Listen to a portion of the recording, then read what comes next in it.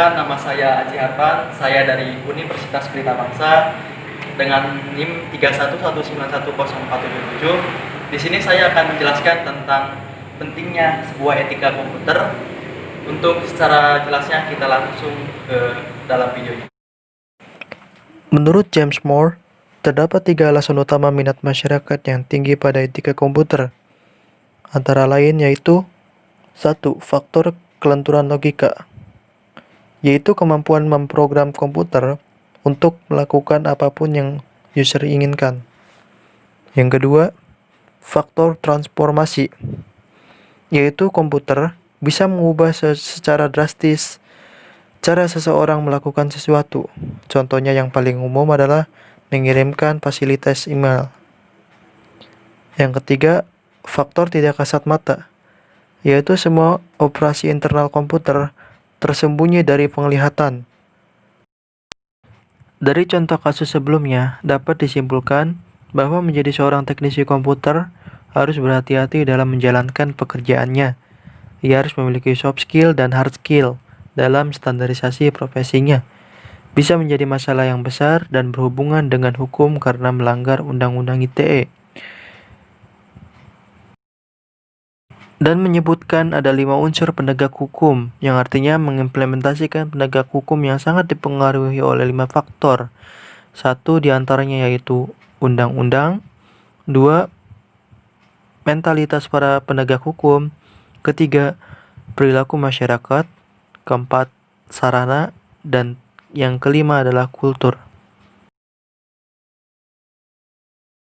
Penyidikan di bidang teknologi informasi dan transaksi elektronik dilakukan dengan memperhatikan perlindungan terhadap privasi, kerahasiaan, kelancaran layanan publik, integritas data, ataupun data keutuhan data sesuai dengan ketentuan perundang-undangan.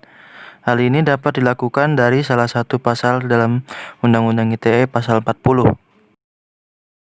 Pemerintah memfasilitasi pemanfaatan teknologi informasi dan transaksi elektronik sesuai dengan ketentuan perundang-undangan. 2.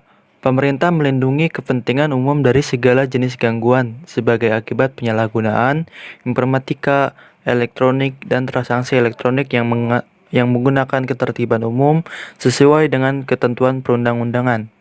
3. Pemerintah menetapkan instansi atau institusi yang memiliki data elektronik strategis yang wajib dilindungi.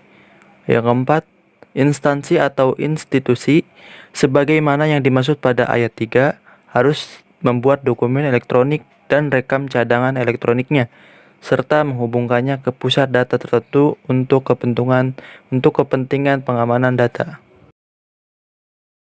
Perkembangan teknologi bukan saja membawa kemudahan akses, tapi juga ada kendala yang sering dihadapi seseorang, dan ini mulai mengkhawatirkan dunia pembisnis. Bukan saja pada pembisnis perbankan, tapi juga dunia konten. Dalam dunia online, konotasinya hampir selalu negatif dan jelas pada kejahatan. Padahal ada di antara hacker yang berjasa besar karena menyelamatkan atau memperingati suatu sistem di internet sehingga si pemilik menyadari kelemahannya. Di antaranya yaitu hacker mempunyai kemampuan menganalisa kelemahan suatu sistem atau situs. Sebagai contoh, jika seorang hacker mencoba menguji suatu situs, dipastikan isi situs tersebut tak akan berantakan dan mengganggu yang lain. Biasanya hacker melaporkan kejadian ini untuk diperbaiki menjadi sempurna. Bahkan seorang hacker akan memberikan masukan dan saran bisa memperbaiki kebobolan sistem yang dia masuki. Cukup sekian presentasi dari saya, kurang lebihnya saya mohon maaf. Saya ucapkan banyak-banyak terima kasih kepada kalian yang telah menonton video saya secara singkat, dan saya ucapkan terima kasih juga kepada dosen saya, dosen pembimbing etika komputer, yaitu Pak Ahmad Fauzi. Begitu saja. Assalamualaikum warahmatullahi wabarakatuh.